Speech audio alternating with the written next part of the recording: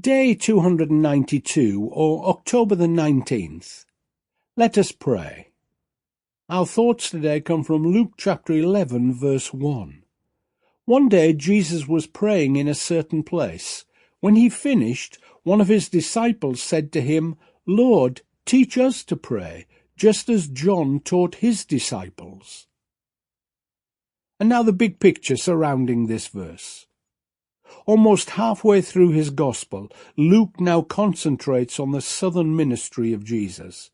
These next 6 months or so will climax with the crucifixion, but there are many adventures in the life of Messiah still to be recorded. One of his early actions is to send out 70 of his followers to put into practice what they'd learned from their master. Being a Jew, Jesus sends out 70, which is the same number as Moses had elders, the number of years the Jews spent in exile, and also the number that made up the Sanhedrin. Luke records the most famous prayer in the world, but his version is only about half the length of that found in Matthew. There is a church in Jerusalem which is called the Paternoster Church, and in which may be found scores of versions of the Lord's Prayer in many languages.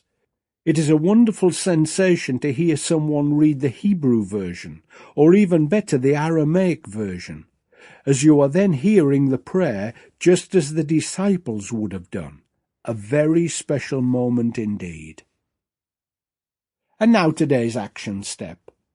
Most of us never master the art of praying, and it seems the disciples, even with God's Son in their midst, have the same problem.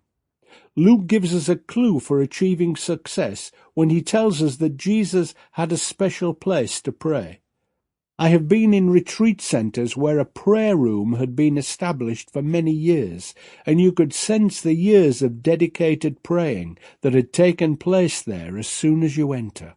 Of course, our special place doesn't have to be static. Some people redeem the time by praying when walking the dog or jogging.